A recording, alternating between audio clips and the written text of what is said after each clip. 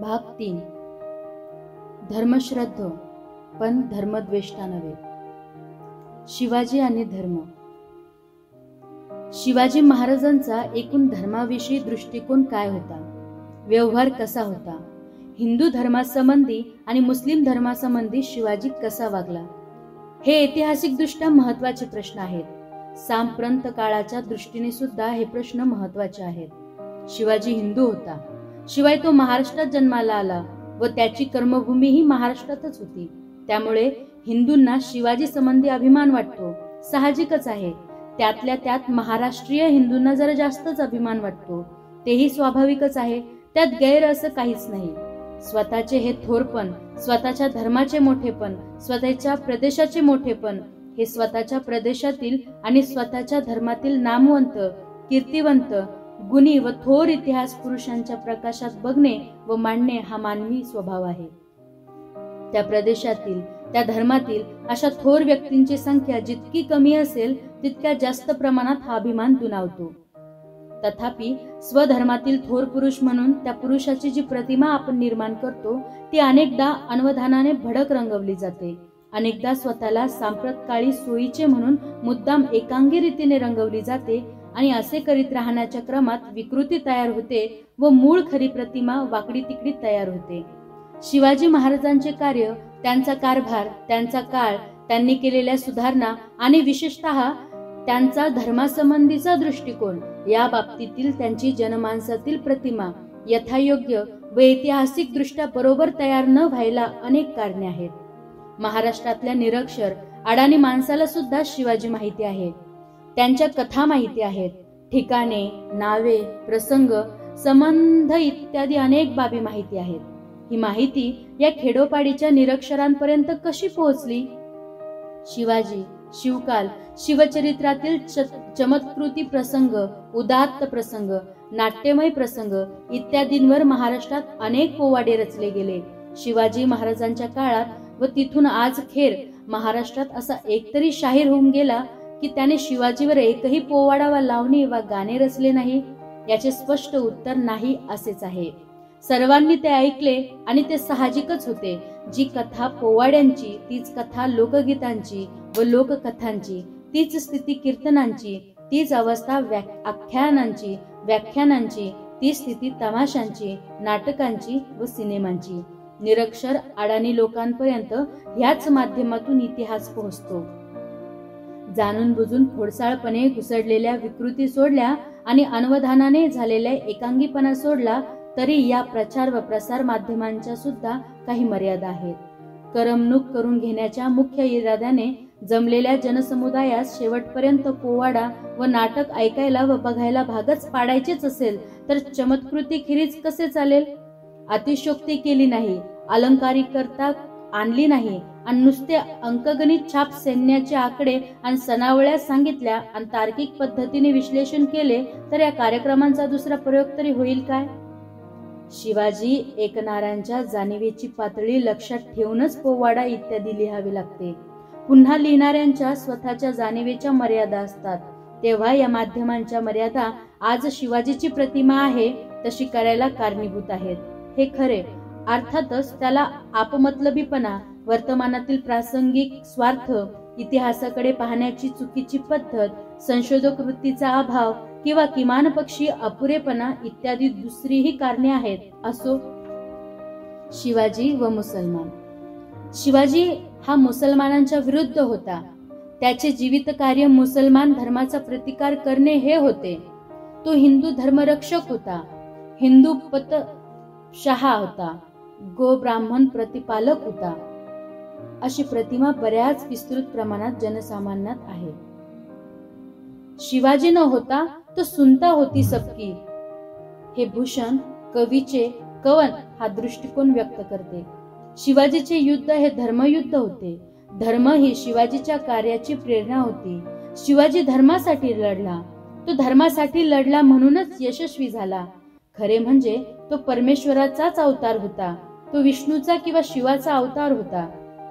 परमेश्वराने हा अवतार धारण केला तो धर्मरक्षणाकरताच केला होता.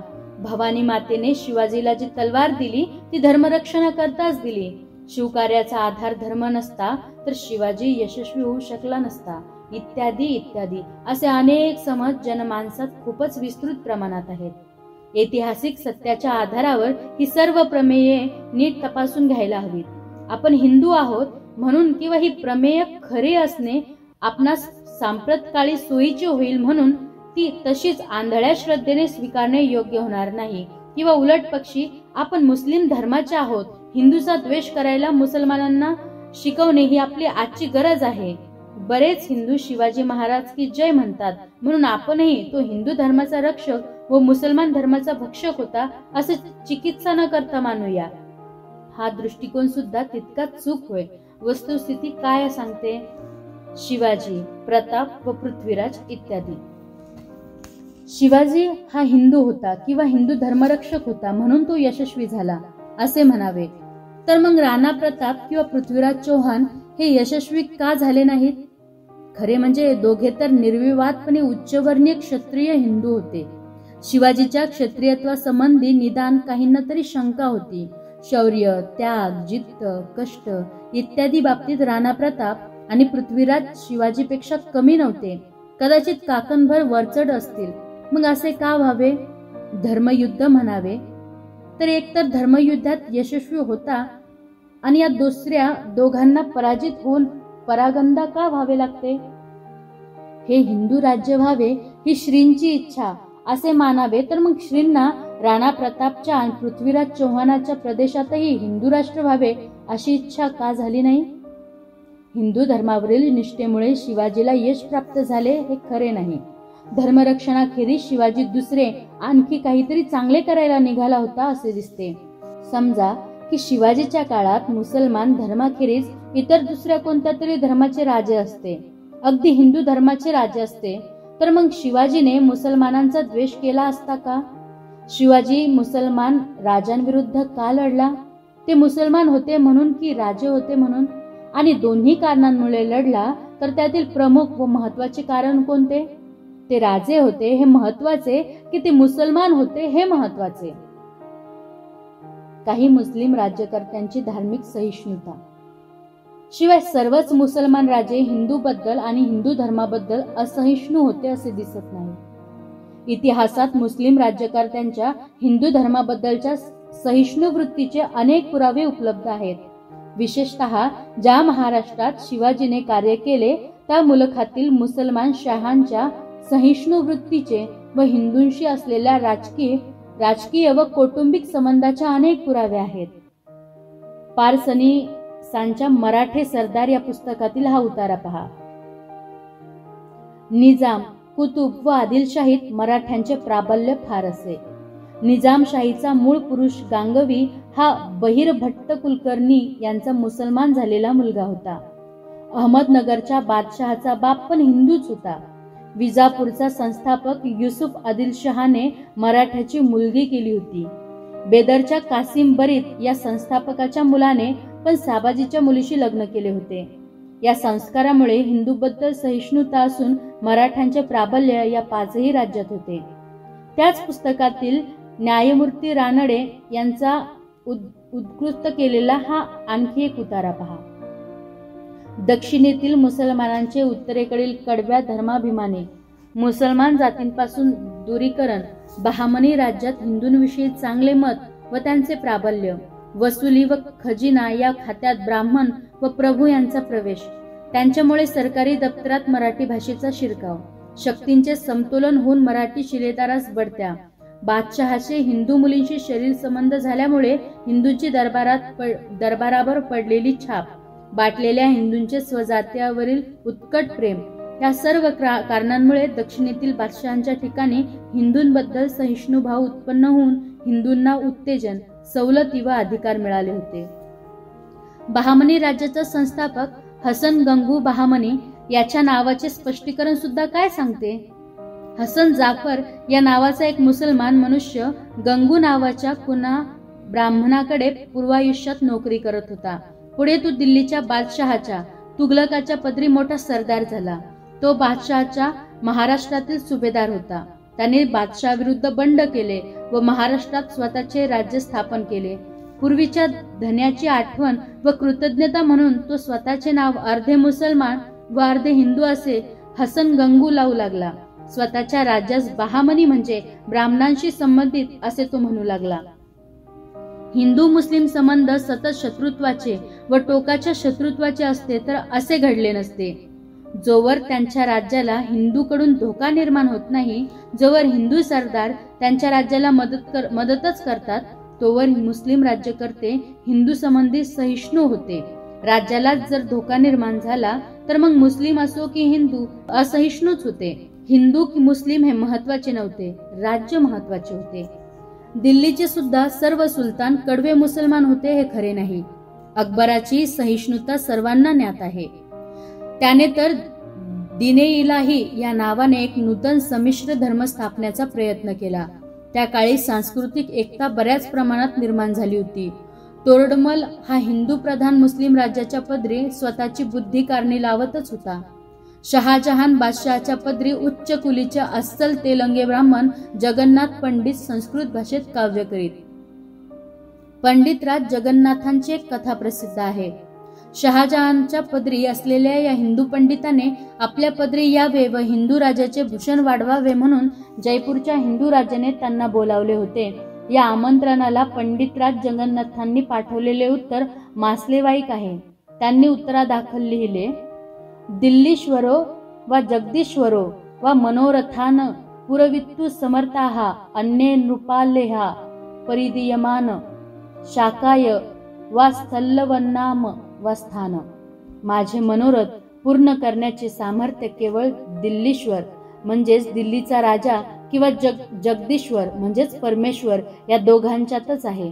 बाकी राजाने मला काही देण्याचे मनात आणलेस तर ते फार तर फार माझ्या मीठ मिरचीला पुरण्या इतपतच राहील. दिल्लीश्वराची जात महत्वाची नव्हती. तो जे देतो आणि जितके देतो ते महत्वाचे होते. शहाजहानचा मुलगा दारा हा संस्कृतचा जाणकार होता. त्याची बैठक काशीच्या संस्कृत पंडितात असे. त्या काळी छांदोग्य उपनिषद, बृहदारण्यक उपनिषद, केनोपनिषद इत्यादी उपनिषदांच्या नावांच्या चालीवर अल्लोपनिषद यासारखे लिखाण झाले होते. शेजवलकरांनी तर असे लिहून ठेवले आहे की औरंगजेबाऐवजी त्याचाच थोरला भाऊ दारा हा राज्यावर बसला असता तर या अफाट देशाचे एकीकरण एकाच राजवटीखाली होऊन हा देश बळकट होण्याचा संभव निर्माण झाला असता. थोडक्यात म्हणजे सर्व मुसलमान राज्यकर्ते हिंदू धर्मद्वेष्ट नव्हते. शिवाजीचे मुसलमान सरदार. शिवाजीच्या पदरी अनेक मुसलमान सरदार, वतनदार व इतर चाकर होते आणि ते अगदी मोठमोठ्या हुद्द्यांवर व जबाबदारीच्या जागांवर होते. छत्रपती शिवाजी महाराजांच्या दूरदृष्टीचे उदाहरण म्हणून त्यांनी केलेले आरमारी उभारणी सांगण्यात येते आणि ते बरोबरच आहे. कोकणपट्टीच्या विस्तृत भूभागाला समुद्राचे सानिध्य आहे. या सर्व भागाच्या रक्षणासाठी आरमार आवश्यक होते. ते शिवाजीने उभारले. या अशा महत्वाच्या विभागाचा प्रमुख एक मुसलमान सरदार होता. त्याचे नाव दौलत खान, दर्यासारंग दौलत खान. शिवाजीच्या खास अंगरक्षकात व खाजगी नोकरात अत्यंत विश्वासू म्हणून मदारी मेहतर याचा समावेश होता.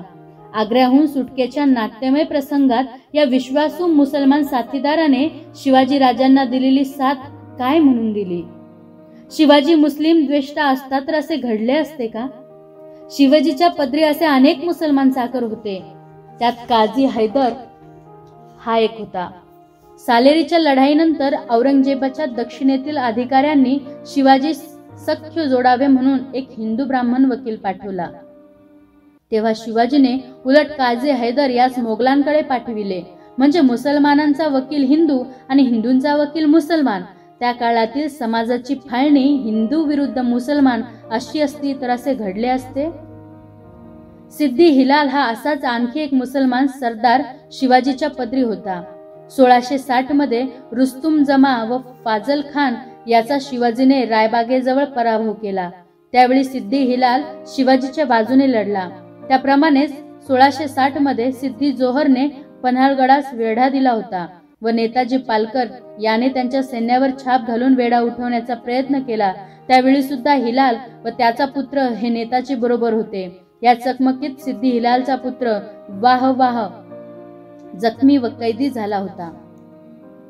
हिंदू शिवाजीच्या बाजूने मुसलमान सिद्दी हिलाल आपल्या पुत्रास मुसलमानांच्या विरोधात लढला. त्या लढ्याचे स्वरूप निव्वळ हिंदू विरुद्ध मुसलमान असे असते तर असे घडले असते का? सफासद बखरी तर शिवाजीच्या अशा एका मुसलमान शिलेदारांचा उल्लेख आहे, त्याचे नाव शामा खान. राजवाड्यांच्या मराठ्यांच्या इतिहासाचे साधने या ग्रंथाच्या खंड 17 मध्ये नूर खान बेग याचा शिवाजीचा सरनोबत म्हणून उल्लेख आहे. हे सरदार एकटे नव्हते हे स्पष्टच आहे.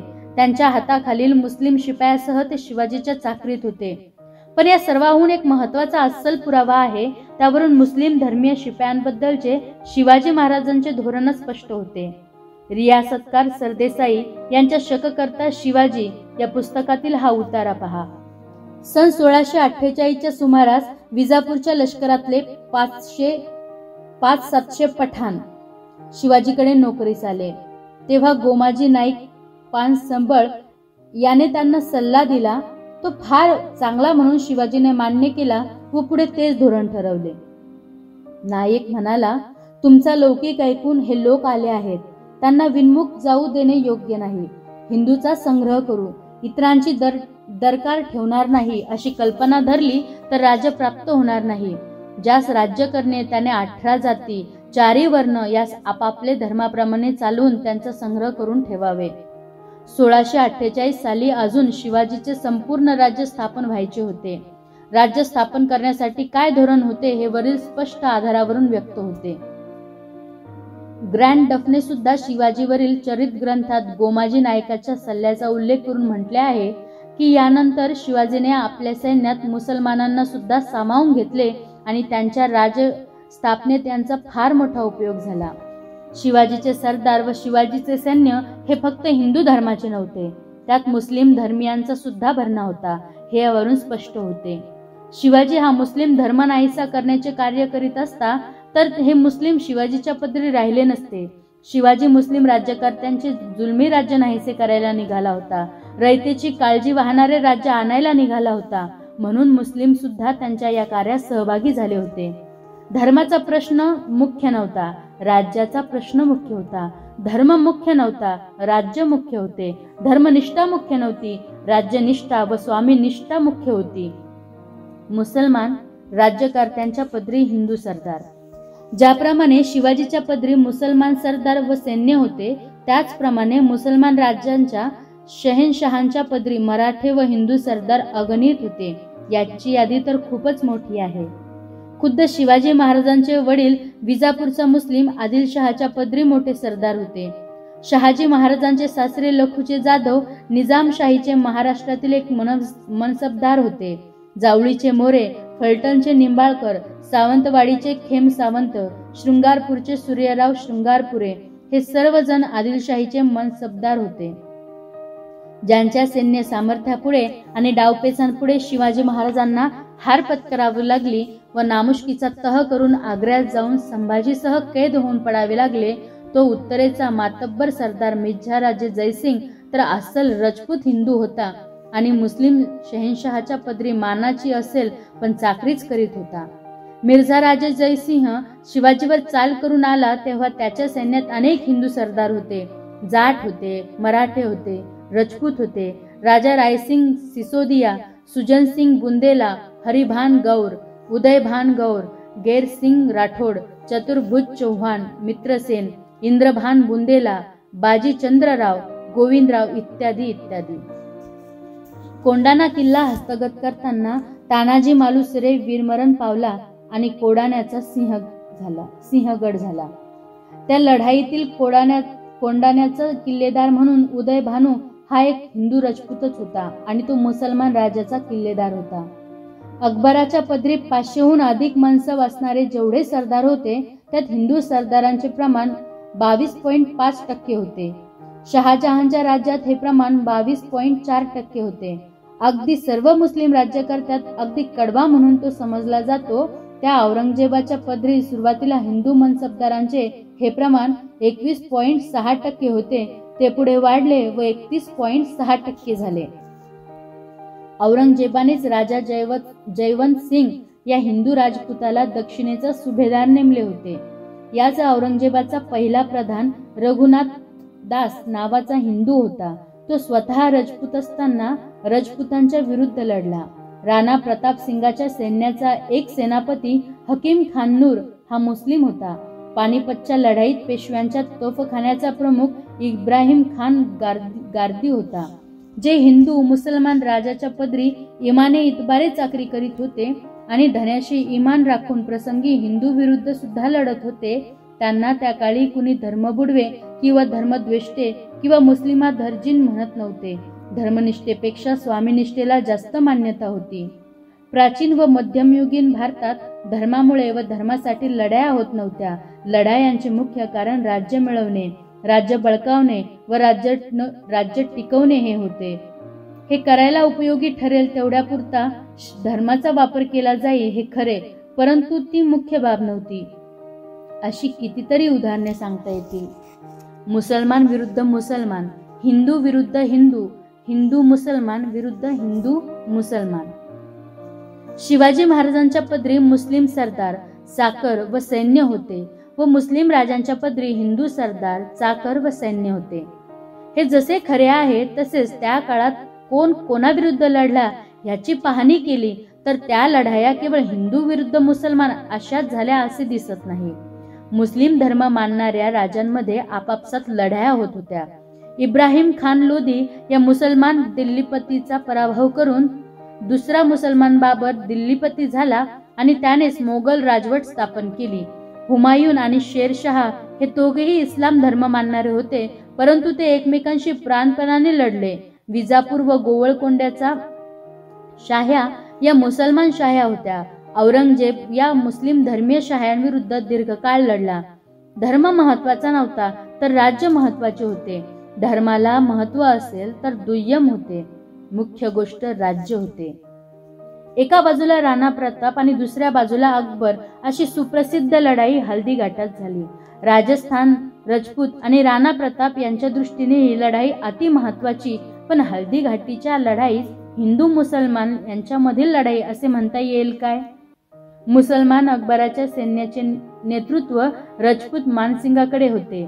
त्या सैन्यात 60,000 मोगल सैन्य तर 40,000 राजपूत सैनिक होते.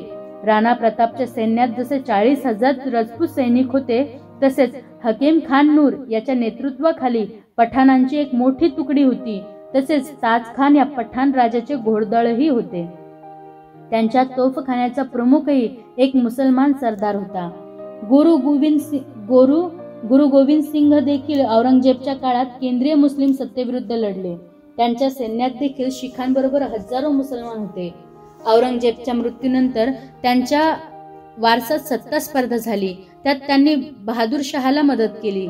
जाट, राजपूत, मराठा, शीख यांच्या उठावामागे धार्मिक आधार फार कमी होता. प्रामुख्याने ते केंद्रीय सत्तेच्या जाचक धोरणांविरुद्धचे उठाव होते. त्या काळात स्वामीनिष्ठतेच्या कल्पनेमुळे धर्माचा विचार न करता सरदार, जहागीरदार व सैनिक आपल्या स्वामींची सेवा करीत असत. सरंजामी युगातल्या खड्या सैन्यांमध्ये हिंदू राष्ट्रवादाची किंवा इस्लाम प्रसाराची भावना नसे. राजा जोवर पोटाला देतो तोवर इमाने इतबारे त्याची चाकरी करायची ही त्या काळात सर्वमान्य नीती होती. देवळांची लूट, मोडतोड इत्यादी. मुसलमान राजे हे क्रूर होते. त्यांनी देवळे पाडली, देवळे भ्रष्ट केली, धर्म बुडवला. म्हणून सर्व मुसलमान हिंदूंविरुद्ध व हिंदू धर्माविरुद्ध असतातच व आहेतच. आणि ज्या अर्थी ते हिंदू विरुद्ध आहेत त्या अर्थी हिंदूंनी त्यांच्या विरुद्ध असले पाहिजे असा हिंदू संघटनांचा युक्तिवाद असतो व आहे. धर्मावर आधारून हिंदूंना संघटित करणाऱ्या संघटनांचा असा युक्तिवाद असतो. तसाच मुस्लिम धर्मावर आधारलेल्या मुस्लिम संघटनांचाही तसाच पण वेगळा युक्तिवाद असतो. मुस्लिम संघटनांचे त्यांच्या अनुयायांना प्रतिपादन असते की हिंदू धर्म म्हणजे काफरांचा धर्म. आपल्या पूर्वजांनी तो बुडवण्याचा प्रयत्न केले ते बरोबरच केले, आपणही तसेच करावे. निदान हिंदूंविरुद्ध आपण असावे असा हा त्यांचा प्रचार असतो व आहे. आपण राज्यकर्ते, परंतु राज्यकर्ते म्हणून आपले महत्व उरले नाही ही खंत आणि त्यातून संघटित होण्याचा त्यांचा हा प्रयत्न. आक्रमक मुस्लिम सैन्याने सत्ता काबीज करताना व राज्य विस्तार करताना हिंदूंची देवळे फोडली व लुटली हे सत्य आहे, परंतु ते पूर्ण सत्य नाही, अर्ध सत्य आहे. अरब, तुर्क, अफगाण इत्यादी आक्रमकांच्या टोळीवजा सैन्यांना नियमित पगार दिला जात नसे. त्यांनी लूट करावी आणि लुटीतल्या हिश्श्यातून त्यांचा पगार घ्यावा अशी रीत असे. हिंदूंच्या मंदिरात खूप संपत्ती असे. आक्रमक सैनिक ही संपत्ती लुटत असे. लुटताना देवळे पाडीत व संपत्ती वाटून घेत. दऱ्या कपारीत आणि डोंगर माथ्यावरच्या ज्या देवळात संपत्ती नसे पण देव असत, अशा देवळांच्या वाटेला हे आक्रमक सैन्य जात नसे. कारण काय? संपत्ती लुटणे हा मुख्य हेतू, देवळे पाडणे हा मुख्य हेतू नसे. लुटीची संपत्ती मुख्य, धर्म दुय्यम. मुख्य हेतू साध्य करायला आवश्यक म्हणून देवळे पाडत. याच लुटीतला मोठा हिस्सा राज्याकडे जाई. राज्याच्या उत्पन्नाचे ते एक साधन असे. देवळा सभोवतालच्या लोकांना नाउमेद करणे, त्यांनी लढण्याची उर्मी सोडून त्यातच भय निर्माण करणे हा सुद्धा एक हेतू असे. लोक धर्मश्रद्ध व देव भोळे असत. ज्याने देव लुटला तो आपणास नक्कीच लुटेल असे भय तयार होईल. एवढे जागृत दैवत, परंतु ते काहीच करू शकले नाहीत. मग आपण माणसे काय करणार अशी नाउमेद पसरे. मुलूक जिंकायला सोपे जाईल. त्या काळातील देवळे केवळ धर्मकेंद्र नव्हती, ती संपत्तीची केंद्रे होती, मानाची केंद्रे होती आणि सत्तेचीही केंद्र होती. देवळे लुटण्याचा आणखी एक फायदा होई. आम्ही काफरांची देवळे फोडतो, त्यांचा धर्म बुडवतो असे सांगून आपल्या लुटीला मुलामा चढवता येईल. धर्मांध मुल्ला मौलवींचा आणि त्यांच्या मार्फत एकूण मुस्लिम समाजाचा पाठिंबा मिळवायला सोपे जाईल. स्वतःची दृष्ट कृत्य लपवायला धर्माचा उपयोग करून घेतला जाईल. अगोदर लुटले मग इनाम दिले. राज्य प्रस्थापित करताना किंवा राज्य विस्तार करताना जे मुस्लिम देवळे लुटीत तेच राजे एकदा राज्य जिंकले, स्थिरस्थावर झाले की मग मंदिरांना देवळांना इनामे देत. अशी किती उदाहरणे आहेत. धर्मनिष्ठ किंवा धर्मवेडा म्हणून प्रसिद्ध पावलेल्या औरंगजेबाने राज्य विस्तार करताना जी आक्रमणे केली त्या काळात मंदिरे उद्ध्वस्त केली हे खरे, परंतु त्याच औरंगजेबाने अनेक देवळांना धन दिले. अहमदाबादच्या जगन्नाथ मंदिराला त्यानं 200 गावे इनाम दिली आहेत. मथुरा व बनारस इथल्या हिंदू देवस्थानांना सुद्धा त्याने देणग्या दिल्या आहेत. अफजल खानाने पंढरपूर व तुळजापूर येथील मंदिरातील मूर्त्या फोडल्या की नाही यासंबंधी जाणत्यात मतभेद आहेत. काहींच्या मते त्याने त्या फोडल्या होत्या, पण शेजवलकरांना वाटते की त्या फोडल्या नसाव्यात, त्या फार प्राचीन वाटतात. ते काही असो, पण अफजल खान वाईट सुभेदार होता. तेव्हा त्याने अनेक भटा भिक्षुकांची जुनी वतनी चालू ठेवली व नवीन दिली अशा नोंदी आहेत व तेही सत्य आहेत. शिवाय तुळजा भवानीचे मंदिर अफजल खानाने तोडले म्हणून सांगतात. त्यावेळी खानाबरोबर पिलाजी मोहिते, शंकररावजी मोहिते, कल्याणराव यादव, नाईकजी सराटे, नागोजी पांढरे, प्रतापराव मोरे, झुंजारराव घाटगे, काटे, बाजी घोरपडे आणि संभाजीराव भोसले हे उपस्थित होते, हे विसरून चालणार नाही. 1791 साली मराठ्यांकडून लुटीत पडझड झाली. देवी शारदेचे शृंगेरीचे मंदिर मुसलमान टिपू सुलतानाने दुरुस्त केले हे सर्वांना माहिती आहे. राजे स्थिर झाल्यावर त्यांनी मंदिरांना देणग्या व इनामे का दिली? देणग्या व इनामे घेऊन हिंदू खुश राहत असतील व आपल्या राज्याला त्रास देत नसतील तर ते मुस्लिम राज्यकर्त्यांना हवे होते. देवळे पाडली व लुटली त्यालाही कारण. राज्यच आणि देवळांना इनामे दिली किंवा देवळे दुरुस्त केली त्यालाही कारण राज्यच. राज्य मुख्य, धर्म दुय्यम. शिवाय फक्त मुस्लिम राजेच देवळे लुटीत होते हे खरे नाही. हिंदू राज्य सुद्धा संपत्तीसाठी देवळे लुटीत असत. काश्मीरचा हर्षदेव नावाचा राजा हिंदूंची सुद्धा मंदिरे लुटत असे. धातूसाठी मूर्ती वितळविली. वितळण्यापूर्वी त्यांच्यावर निष्ठा व मूत्र शिंपडून त्यांचा पावित्र्य भंग करी इत्यादींचे तपशीलवार वर्णन कलहानाच्या राजत रंगिनी या ग्रंथात आहे. देवाच्या मूर्तीची विटंबना केली म्हणून त्या काळी दंगे झाल्याची नोंद मात्र नाही. त्याची उत्पन्नाची जी खाती होती त्यात त्याने देवोत्पादक हे खातेच उघडले होते. मुस्लिम राज्याला त्रासदायक ठरू लागले तर मुस्लिम राज्यकर्ते मुस्लिम धर्मगुरूंची, मुल्ला मौलवींची सुद्धा पर्वा न करता त्यांनाही छळीत. बखरकारांनी महम्मद तुघलकावर मुल्ला व सय्यद यांच्या कत्तली केल्याचा आरोप नोंदवून ठेवला आहे. काही इतिहासकारांनी असे लिहून ठेवले आहे की जहांगीर बादशाला मुल्ला मंडळी एवढी घाबर की तो आला की ती लपून बसत. तात्पर्य काय? त्या काळातल्या राज्यकर्त्यांच्या दृष्टीने राज्य महत्वाचे होते, धर्म इतका महत्वाचा नव्हता. स्वतःचे राज्य स्थापायला आणि स्थिर करायला त्यांनी धर्माचा आधार घेतला हे खरे आहे, पण धर्म मुख्य नव्हता, राज्य मुख्य होते. पूर्ण सत्य हे असे आहे. शिवाजी महाराजांच्या मराठे व हिंदू विरुद्ध लढाया. छत्रपती शिवाजी महाराजांना स्वतःचे राज्य स्थापन करण्यासाठी छोट्या मोठ्या अनेक लढाया कराव्या लागल्या. राज्यकर्ते मुस्लिम धर्माचे होते, त्यामुळे त्यांच्या विरुद्ध तर लढावे लागलेच, परंतु मराठ्यांविरुद्ध सुद्धा अनेक लढाया लढाव्या लागल्या. इतिहासाने या लढायांच्या सविस्तर नोंदी ठेवल्या आहेत, त्याकडे दुर्लक्ष करणे हे बरोबर होणार नाही. रियासतकार सरदेसाई आपल्या मराठी रियासत या ग्रंथात म्हणतात, विजापूरकरांशी युद्ध म्हणजे हिंदू मुसलमानांतील युद्ध नव्हे. अशा प्रकारचे स्वरूप त्या युद्धात येणे शक्य नव्हते. शिवाजीची मोठी अडचण विजापूरकरांच्या ताब्यात गुंतलेली मोठी मोठी मराठे सरदार घराणेही होती. त्यांच्या मनात शिवाजीबद्दल आदर किंवा पूज्य बुद्धी नव्हती. मोहिते, मोरे, सावंत, दळवी, सुर्वे, निंबाळकर आदी शेकडो सरदार आरंभापासून कमी जास्त प्रमाणे शिवाजीच्या विरुद्ध होते. हे आणि इतर अनेक हिंदू मराठे सरदार शिवाजींच्या विरुद्ध का होते? हे सर्वच जण तर हिंदूच होते, धर्म मानणारे व अनुसरणारे होते. शिवकार्याचे स्वरूप हिंदू धर्मरक्षण करणे असे असते, तर मग या सर्व हिंदूंनी त्याला विरोध का करावा?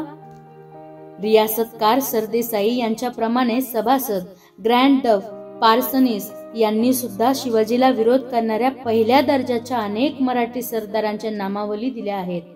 शिवाजीचे कार्य जर धर्मकार्य होते, तर मग या कार्याला या परम धर्मप्रिय मराठी सरदारांनी विरोध का केला? सरदेसाई म्हणतात, हाती असलेले घालविण्याची भीती त्यांना होती. त्यांच्या हाती काय होते? ग्रँड डफ आपल्या ग्रंथात म्हणतो, शिवाजी हा नाशकर्ता होता, त्याने कशाचा नाश केला? डफ सांगतो, शिवाजीच्या हाती हे विजापूरचे मुलूक लागले होते. त्यातील मक्त्याची चाल मोडून प्रतिवर्षी जमिनीच्या पिकांची पाहणी करून तो सारा घेत असे. हे विधान अगदी स्पष्ट आहे. कशाचा नाश केला ते स्पष्ट आहे. मक्तेबाजीचा त्याने नाश केला म्हणून रागावलेला हा बखरकार आणखी एक सत्य मात्र नोंदवून गेला आहे. तो म्हणतो, यामुळे येथे प्रजेस मात्र हितावह पडले असेल. शिवाजीने कुणाचा नाश केला आणि कुणाच्या हिताचे केले हे स्पष्ट आहे. असल्या हितविरोधांमुळे शिवाजीला घाटगे, खंडागळे, बाजी घोरपडे, बाजी मोहिते, निंबाळकर, मोरे, बादल सावंत, सुर्वे, खोपडे, पांढरे, कोकणचे देसाई, मावळचे देशमुख वगैरे प्रमुख मराठे हिंदू सरदारांचा विरोध होता. व्यंकोजी भोसले व मंबाजी भोसले हे अगदी जवळचे भाऊबंधही विरोधी होते. आईकडून नातेसंबंध असलेले जगदेवराव जाधव, रथोजी माने हे सुद्धा विरोधी होते. शाहिस्ते खान स्वराज्यावर चालून आला तेव्हा त्यांच्याबरोबर औरंगजेबाचे उत्तरेतील हिंदू सरदार असणे स्वाभाविकच आहे. पण महाराष्ट्रातील सुखाजी गायकवाड, दिनकरराव काकडे, रंभाजीराव पवार, सर्जेराव घाटगे, कमलोजीराव काकडे, जसवंतराव काकडे, त्र्यंबकराव खंडागळे, कनकोजीराव गाडे, अंताजीराव खंडागळे, दत्ताजीराव खंडागळे हे मराठे सरदार सुद्धा होते. आणि यापेक्षा भयानक म्हणजे त्र्यंबकरावजी भोसले, जिवाजीराव भोसले, बालाजीराव भोसले, परसोजीराव भोसले ही भोसले मंडळी शिवाजीच्या रक्ताची नात्याची होती. शाहिस्ते खानाच्या सैन्यात सिंदखेडचे दत्ताजी राजे जाधव आणि रुस्तुमराव जाधव हेही होते. ही जाधव मंडळी जिजामातेच्या माहेरची, पुण्याची जहागिरी आपल्याला मिळावी या आशेने लोणीचे कृष्णाजी काळभोर खानाला सामील झाले होते. खानाने शितोळ्यांची देशमुखी जप्त करून काळभोरांना दिली होती. बाळाजीराव होनप पुण्याच्या लाल महाला शेजारीच राहत. स्वराज्याच्या छत्रछायेत राहून सुद्धा या बाळाजीराव होनपानांना शिवाजी राजापेक्षा साहित्य खान जवळचा वाटला. असे हे एतदेशीय, असे हे हिंदू, अशी त्यांची देशनिष्ठा आणि त्यांची धर्मनिष्ठा. यांची निष्ठा वतनवारी होती हे स्पष्टच आहे. गौरवास्पद अपवाद होता तो कान्होजी जेधे यांचाच. शिवाजी महाराजांचा स्वतःचा या वतनदारासंबंधीचा दृष्टिकोन अगदी स्पष्ट आणि तितकाच कडवट होता. एके ठिकाणी रामचंद्र पंत यांनी त्यांच्या संबंधी म्हटले आहे, आपण बळकट व्हावे, दुसऱ्यांचे घ्यावे, दावे दरवडे करावे हा त्यांचा सहज हव्यास. परचक्र आले म्हणजे वतनाच्या आशेने अगोदर सलुखा करतात, स्वतः भेटतात, तिकडचे भेद इकडे व इकडील तिकडे करून राज्यात शत्रूंचा प्रवेश करीतात, देश मारितात. या वतनदार सरदारांच्या दृष्टीने त्यांनी वतने महत्वाची होती, धर्म महत्वाचा नव्हता. त्यांनी वतननिष्ठा जाज्वल्य होती, धर्मनिष्ठा महत्वाची नव्हती. शिवाजी आणि धर्म याचा अर्थ शिवाजी धर्मच मानत नव्हता किंवा तो निधर्मी होता किंवा त्याने राज्य निधर्मी व्हावे म्हणून घोषित केले होते असा मात्र नाही. शिवाजी हिंदू होता, त्याची धर्मावर श्रद्धा होती. या श्रद्धेप्रमाणेच तो वागत होता. देव देवतांना आणि साधू संतांना पूजित होता, धर्मासाठी व देवळांसाठी दान देत होता व खर्च करीत होता. पण तो इस्लाम धर्माच्या विरुद्ध होता काय? तो हिंदू धर्मावर श्रद्धा ठेवत होता म्हणजे मुस्लिम धर्माचा द्वेष करीत होता काय? मुसलमानांचे हिंदूकरण किंवा मराठीकरण किंवा महाराष्ट्रीयकरण करण्याचा त्याचा इरादा व प्रयत्न होता काय? इतिहासाशी इमान राखून खरे बोलायचे तर या साऱ्या प्रश्नांची उत्तरे नाही अशी आहेत. शिवाजीने सुरतेच्या केलेल्या दोन्ही वेळच्या लुटीची तपशीलवार वर्णनं उपलब्ध आहेत. जुन्नरची बाजारपेठ लुटल्याची व अशाच इतरही लुटींची वर्णने आहेत. पण एक तरी मशीद पाडल्याचे उदाहरण इतिहासात नमूद आहे काय? निदान मुळात मंदिर असलेली पण मुसलमानांनी मशिदीत रूपांतर केले अशी तरी मशीद पाडून तेथे पुन्हा मंदिर बांधल्याची नोंद आहे काय? मुळीच नाही. या उलट मशिदींना दान व इनामे दिल्याच्या नोंदी मात्र आहेत. सभासदांच्या बकरीतील हा उतारा पहा. मुलखात देवस्थाने जागोजागी होती. त्यास दिवापत्ती, नैवेद्य, अभिषेक स्थान पाहून यथायोग्य चालविले. मुसलमानांचे पीर, मशिदी त्यांचे दिवापत्ती, नैवेद्य स्थान पाहून चालविले. जी गोष्ट मशिदींची तीच गोष्ट मुस्लिम साधू संतांची. शिवाजी आणि त्या काळातील इतरही मराठी हिंदू दर्ग्यांना भजत व देणग्या देत.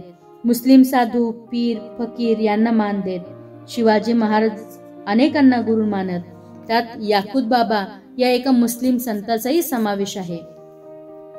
मुस्लिम धर्माबद्दल शिवाजी महाराजांची सहिष्णुता अनेक रीतीने इतिहासात नमूद केली आहे. खाफी खान या मुस्लिम इतिहासकाराने नोंदवून ठेवलेला हा उतारा खूप बोलका आहे.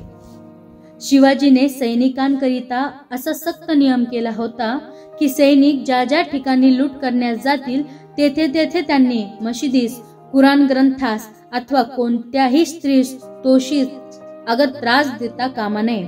जर एखाद्या कुराणाचा ग्रंथ हाती आला तर त्याबद्दल पूज्य भाव दाखवून तो आपले मुसलमान लोकांच्या स्वाधीन करीत असत. केव्हाही हिंदू किंवा मुस्लिम स्त्रिया हाती सापडल्या व त्यांचे रक्षण करण्यास कोणी जवळ नसल्यास त्यांचे नातलग त्यांची सुटका करण्यास येईपर्यंत शिवाजी स्वतः त्यांची काळजी घेत असे.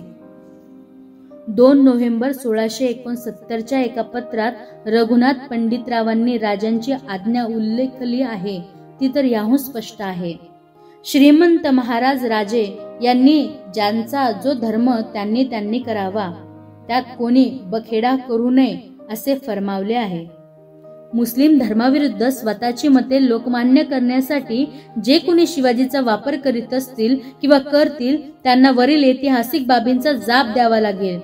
त्यांचा मुस्लिम धर्मद्वेष कुठे खपत असेल तर त्यांनी तो स्वतःच्या नावाने खपवावा. त्यांच्या मालावर शिवाजीचा शिक्का मारून खपवू नये, तो माल शिवाजीचा म्हणून खपवू नये. तसेच मुस्लिम धर्मीयांनी सांप्रताच्या तथाकथित शिवभक्तांच्या कारवाया व भाषणे पाहून शिवाजीच ओळखू नये. शिवाजीचा इतिहास पाहावा आणि शिवाजीचा मुस्लिम धर्मासंबंधीचा दृष्टिकोन समजून घ्यावा आणि मग काय ते ठरवावे. शिवाजी स्वतः हिंदू होता व धर्मश्रद्ध होता, परंतु राजा म्हणून त्याने स्वतःच्या राज्यातील प्रजेस धर्मावरून भेद केला नाही. हिंदूंना एक वागणूक व मुसलमानांना दुसरी वागणूक असे केले नाही. मुसलमानांना ते वेगळ्या धर्माचे म्हणून पक्षपातीपणाने वागवले नाही. ही बाब जशी हिंदूंनी लक्षात घ्यावी तशीच ती मुसलमानांनी सुद्धा लक्षात घ्यावी. मुसलमान धर्मात अकबरासारखे परधर्म सहिष्णू राजे होऊन गेले. तसेच औरंगजेबासारखे हिंदूंवर जिझिया कर लादून एकांगी पक्षपात करणारेही होऊन गेले. औरंगजेबाने धर्मांध मुल्ला मौलवींच्या सांगण्यावरून जिझिया कर बसवला. त्या कराच्या विरुद्ध उठाव झाला. त्या सुमारास शिवाजी महाराजांनी औरंगजेबास फारसी भाषेत एक पत्र लिहिले आहे. त्या पत्रातील मजुरावरून स्वधर्माकडे व परधर्माकडे कसे पाहावे या संबंधीचा दृष्टिकोन अगदी खुलासेवार स्पष्ट होतो. आपल्या पत्रात शिवाजी लिहितो की औरंगजेबाने गरीब व निराधार प्रजेकडून जिझिया कर वसूल करण्याचे जे धोरण स्वीकारले आहे ते मुघल राजसत्तेच्या मूळ सिद्धांताच्या विरुद्ध आहे. औरंगजेबाचे पंजे अकबर बादशाह यांनी 52 वर्षे राज्य केले. त्या काळात सर्वांना न्यायाने वागवले. त्यामुळे आणि त्यांना जनतेने जगद्गुरू अशी पदवी दिली. त्यांचेच धोरण पुढे जहांगीर व शहाजहान या बादशाहांनी चालवले. त्यांच्या या धोरणामुळे त्यांनी जगभर प्रसिद्धी झाली. हे बादशाह सहज जिझिया कर वसूल करू शकले असते, पण त्यांनी तसे केले नाही. त्यामुळे त्यांना दिग्गत कीर्ती व पैसा मिळाला. त्यांचे राज्य वाढत राहिले. पण औरंगजेबाच्या राज्यात मात्र हिंदू व मुसलमान शिपाई दुःखी आहेत. धान्याचे भाव वाढले आहेत. अशात गरीब ब्राह्मण, जोगी, बैरागी, जैन साधू व संन्यासी यांच्याकडून जिझिया कर घेणे फारसी पुरुषार्थाची बाब नाही. त्यामुळे खरे पाहिले असता मुघल वंशाची शान जाणार आहे.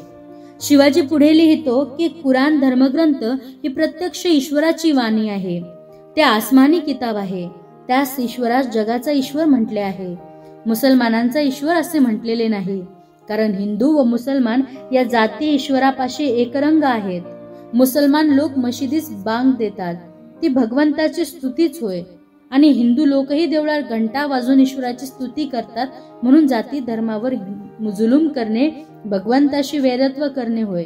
कारण शास्त्र व न्याय या दोन्ही दृष्टींनी विचार केला तर जिझिया पट्टी ही गैर आहे. म्हणून शिवाजीने औरंगजेबास असे लिहिले आहे की त्याने विवेकास फाटा देऊ नये. यापूर्वी गुजरातच्या सुलतानाने असा विवेकास फाटा दिला होता, पण त्याचा परिणाम चांगला झाला नाही. त्याचप्रमाणे बादशहाचे होईल. कारण कोणताही ज्वालाग्राही पदार्थ अग्नीच्या सान्निध्यात नष्ट होतो. त्याचप्रमाणे कोणतेही राज्य प्रजेच्या असंतोषात भस्म होते. मनुष्यास विनाकारण उपद्रव केला असता निर्माण होणारा द्रोहाग्नी हा राळापेक्षाही जलद दौलत भस्म करू शकतो. म्हणून बादशाने आपापले स्वधर्मात सर्व जातीबद्दल मनात विकल्प ठेवून कोणत्याही प्रकारचा जुलूम करू नये. कारण राज्यातील प्रजा कीटक न्याय गरीब आहेत. परंतु हिंदू लोकांस दुःख दिले असता त्यांचे द्रोहाग्नीत संपूर्ण राज्य नष्ट होईल. शिवाजीने येथे भारतीयांच्या दृष्टीने महत्वाचे तत्व प्रतिपादित केले आहे. भारतातील लोकांना अकबर व इतर बादशाहांनी धर्माच्या राजकारणामुळे छळले नाही. त्यांचा उदार धार्मिक धोरणामुळे अकबर बादशाह जगद्गुरू म्हणून संबोधण्यात आले. पण गरीब आणि निरपराध लोकांवर कर लादून औरंगजेब इस्लाम धर्माच्या विरोधी काम करीत आहे. कारण कुराण ही ईश्वरवाणी आहे आणि ईश्वराच्या लेखी हिंदू व मुसलमान वेगळे नाहीत. प्रजेला जर राजाने त्रास दिला तर राजा कितीही बलवान असला तरी त्याचा पाडाव झाल्याशिवाय राहणार नाही. शिवाजीचा काळ लक्षात घेता शिवाजीचे हे धोरण व त्यांचे विचार अनन्यसाधारण असेच आहेत. कारण धर्माचा लोकजीवनावर मोठा प्रभाव होता. पण आपल्या धर्मा इतकाच इतरांचा धर्मही श्रेष्ठ व उच्च आहे. आणि उपासना पद्धती वेगवेगळ्या असल्या तरी त्यांचा उद्देश एकच आहे. हे महत्वाचे तत्व शिवाजीने मांडले. अकबर, दारा शिकोह, इब्राहिम आदिलशाह यांचे विचारही यापेक्षा वेगळे नव्हते. शिवाजी हा धार्मिक राजा होता. तो हिंदू धर्माचा अभिमानी होता व त्यांनी हिंदू देवळांना व ब्राह्मणांना इनामे दिली. या गोष्टी खऱ्या आहेत. पण त्याच हिंदू धर्मांचा अभिमान इतर धर्मियांच्या द्वेषावर आधारलेला नव्हता. मुसलमानांना द्वेष केल्याशिवाय आपणा श्रेष्ठ हिंदू बनवता येत नाही असे त्याला कधीच वाटले नाही. कारण मध्यम युगात देखील त्याची धर्मसाधना डोळस होती.